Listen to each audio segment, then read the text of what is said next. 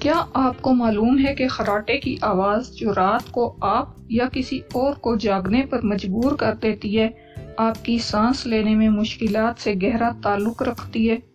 خراٹے صرف آواز کا مسئلہ نہیں ہے، یہ ایک نشانی ہے کہ ہوا آپ کی ناک اور حلق سے آزادانہ نہیں گزر رہی۔ جب ناک یا حلق میں کچھ رکاوٹ ہو تو آپ کے جسم کو سانس لینے کے لیے زیادہ محنت کرنی پڑتی ہے۔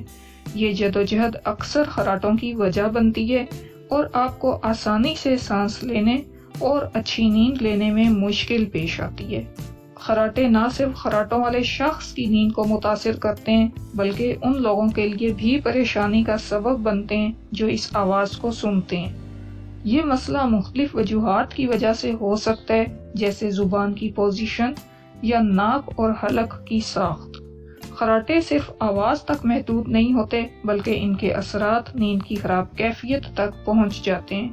جب آپ کی نیند خراٹوں کی وجہ سے ٹوٹتی ہے یا سطحی ہوتی ہے تو آپ کا جسم ان اہم متبادل عملوں سے محروم رہ جاتا ہے جو گہری نیند کے دوران ہوتے ہیں۔ اس سے اگلے دن آپ کو تھکن محسوس ہو سکتی ہے، چاہے آپ بستر پر کتنے ہی گھنٹے گزاریں۔ وقت کے ساتھ خراب نیند کی کیفیت مختلف صحت کے مسائل جیسے کہ ذہنی دباؤ، کمزور مدافعتی نظام اور دل کی بیماری جیسے دائمی امراض کے خطرات کو بڑھا سکتی ہے۔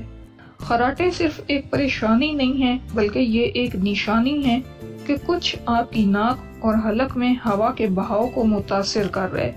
یہ رکاوٹ سانس لینے میں مشکلات پیدا کر سکتی ہے جو نہ صرف نیند کی کیفیت کو متاثر کرتی ہے بلکہ مجموعی طور پر صحت پر بھی اثر ڈالتی ہے۔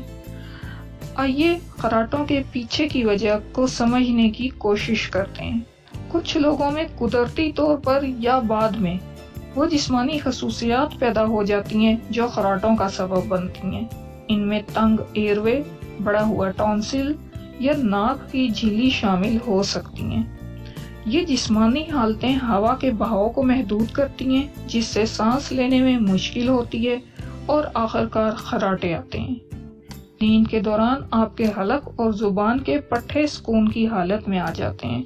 بعض اوقات یہ سکون حلق کو اتنا تنگ کر دیتا ہے کہ ایئر وے میں رکاوٹ پیدا ہو جاتی ہے۔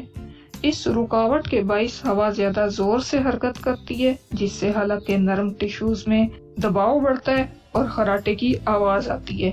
زندگی کے طرز عمل جیسے کہ تمباکو نوشی، الکوہل کا استعمال اور موٹاپا خراٹوں کو بڑھا سکتے ہیں۔ الکوہل حلق کے پٹھوں کو مزید آرام دہ بنا دیتی ہے جس سے ایئر وے کی رکاوٹ کا خطرہ بڑھ جاتا ہے۔ تمباکو نوشی ہوا کی گزرگاہوں کو سوزش اور جلن کا شکار بناتی ہے، جبکہ گردن کے ارد گرد اضافی وزن ایئر ویز پر دباؤ ڈالتا ہے جو خراٹوں کا سبب بنتا ہے۔ آپ کی نیند کی پوزیشن بھی خراٹوں اور سانس لینے میں مشکلات پیدا کر سکتی ہے۔ اگر آپ پیٹھ کے بل سوئیں تو گریوٹی زبان اور حلق کے نرم ٹشوز کو نیچے کی طرف کھینچتی ہے جس سے ایئر ویز بند ہو سکتے ہیں۔ اس پوزیشن میں نیند کی کیفیت بہت خراب ہو سکتی ہے۔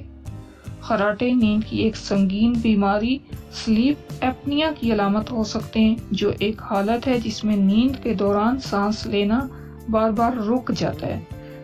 اس بیماری کی ایک قسم obstructive sleep apnea ہے جس میں حلق کے پٹھے وقفے سے آرام کرتے ہیں اور ایئر ویز کو بلاک کر دیتے ہیں جس سے سانس لینے میں مشکلات پیدا ہوتی ہیں اور خراٹے آتے ہیں۔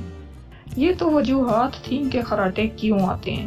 تو اس میں ہم نے دیکھا کہ کچھ جسمانی عوامل شامل ہیں، پٹھوں کی ڈیفرنٹ حالتیں شامل ہیں، انسان کی طرز زندگی کے کچھ اس طرح کے کام شامل ہیں یا نیند کی پوزیشن شامل ہے جس کی وجہ سے خراٹے آتے ہیں۔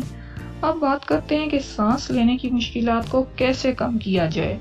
ناک کی بندش کو دور کرنے کے لیے مختلف قسم کے علاج جیسے کہ ڈیفرنٹ میڈیسنز مددگار ثابت ہو سکتی ہیں۔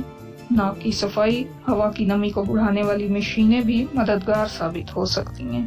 نیند کی پوزیشن کو بہتر بنانا چاہیے۔ پیٹھ کے بل سوئے بغیر آپ سائڈ پر سونے کی کوشش کریں تاکہ گریوٹی کی وجہ سے ایئر ویز کی رکاوٹ کم ہو۔ صحت مند طرز زندگی اپنائیں، تمباکو نوشی اور الکوہل سے پرہیز کریں اور جسمانی وزن کو متوازن رکھیں تاکہ حلق کی گزرگاہ پر دباؤ کم ہو۔ اگر سلیپ ایپنیا کی کنڈیشن ہے تو آپ ان علامات کا سامنا کرتے ہیں تو ڈاکٹر سے مشورہ کریں، کیونکہ اس کے لیے میڈیکل ٹریٹمنٹ ضروری ہے۔